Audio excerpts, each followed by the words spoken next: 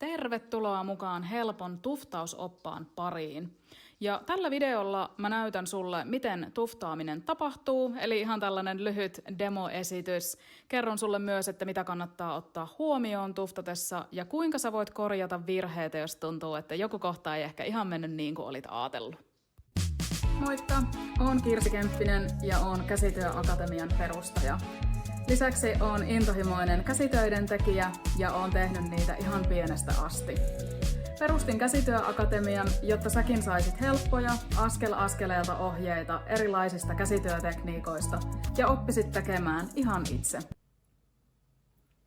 No niin, mulla on tässä nyt kangas laitettuna kiinni näihin kehyksiin. Ja tosiaan tää pitää olla tää kangas tässä kireellä, jotta tuftaaminen onnistuu. Ja sä pystyt sen kireyden tarkistamaan sillä, että tästä pitäisi lähteä semmonen rumpumainen ääni. Tällä lailla naputellessa, niin siitä tiedät, että se on riittävän kireellä se kangas. Eli se on ihan semmonen niin kuin numero uno tavallaan tässä että edes tämä tuftaaminen onnistuu. Sitten sulla on tuftausneula ja siihen soveltuvaa lankaa ja näiden kolmen yhdistelmä tietenkin, että sulla on oikein kokoinen kangas. Ja sitten siihen tosiaan tämä langan paksuus pitää olla siihen soveltuvaa ja se sitten taas toisaalta määrittää sitä neulan paksuutta. Ja neula tulee olla langotettu oikein, eli tällä tavalla niin kuin tässä nyt esimerkiksi tämä kyseinen neula on langotettu ja langan tulee sitten kulkea vapaasti. Ja sitten oikeastaan ei sen ihmeellisempää, kun lähdetään tökkimään. Ja en tiedä, ootko katsellut jotain videoita ehkä somessa tai jossain, jossa sitä tuftaamista tehdään tälleen niin kuin naku tosi nopeasti, niin saattaa olla, että oot katsonut nopeutettuja videoita. En ole varma, voi olla, että on ollut ihan normaalivauhdillakin. Mutta ylipäätään siinä kohtaa, kun itse aloitat, niin en suosittele lisäämään sitä vauhtia välittömästi, vaan ihan aloittamaan niin kuin rauhallisesti niiden pistojen tekemisen. Mihinkäänhän sulle ei ole tässä kiire. Se vauhti kyllä siitä nopeutuu ihan automaattisesti sitten, kun sä rupeat tekemään näitä tuftausjuttuja. Ja näin käytännössä sitten mennään vaan kankaasta aina läpi.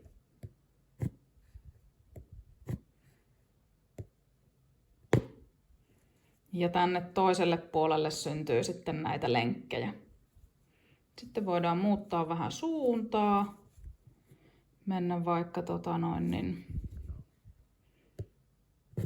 tänne päin.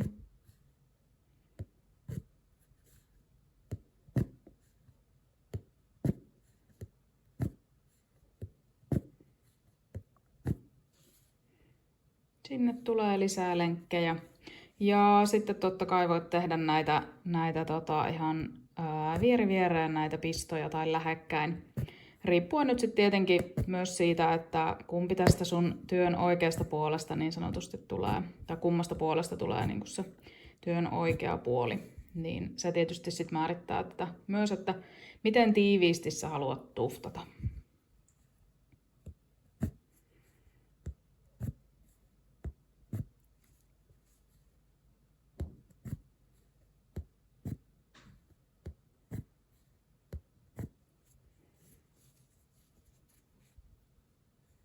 Näin.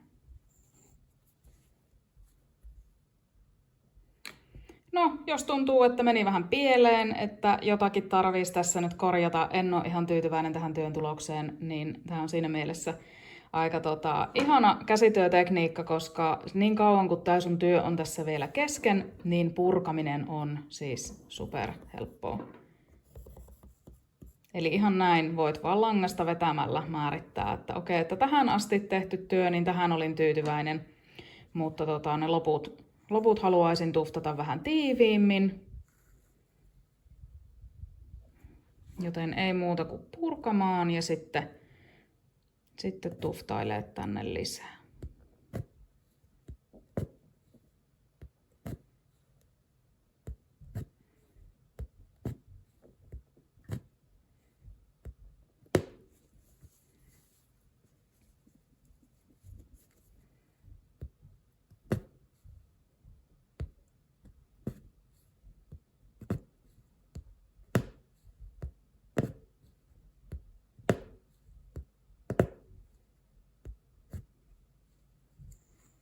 Näin. Ja sit voi taas kurkata, että olisiko se parempi.